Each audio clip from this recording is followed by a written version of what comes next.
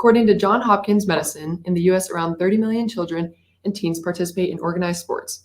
More than 3.5 million injuries occur a year. Today, I'm here with Valor athletic trainer Chad Shinneberry on the effects of injuries on athletes. Thank you so much for being here today, Chad. It's great to join you. Okay, let's get started with the first question. So what has made you passionate about becoming a trainer?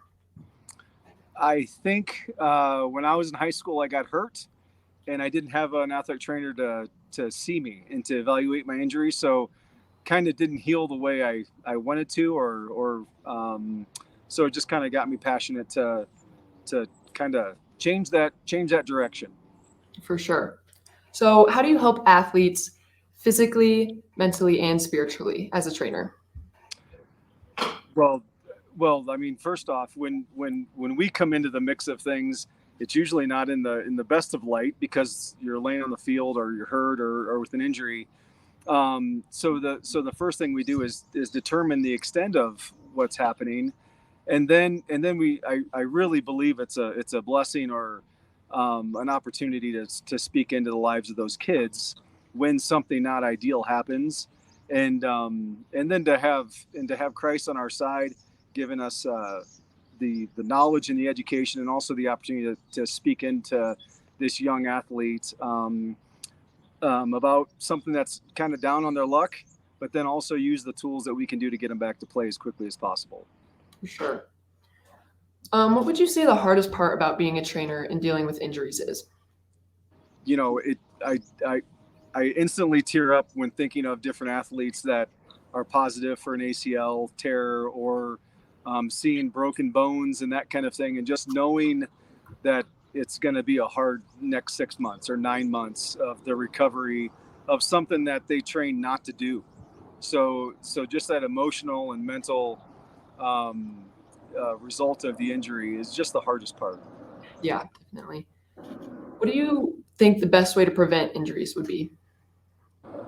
Number one is to expect them. Yeah, Number two is to train as hard as you can to get ready for those games, and then to train smart, listen to good instruction, and then have people pray for your safety. for sure.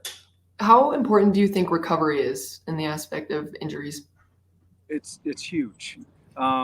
Rest is huge, and then just kind of that plateauing of certain things and trying to take that rest to then break through the next plateau is wonderfully important. And I know we've been kind of saying, we've been taught like hard work, but sometimes we need to rest. You know, it's kind of that Sabbath day kind of thing. We need to take a Sabbath to kind of heal.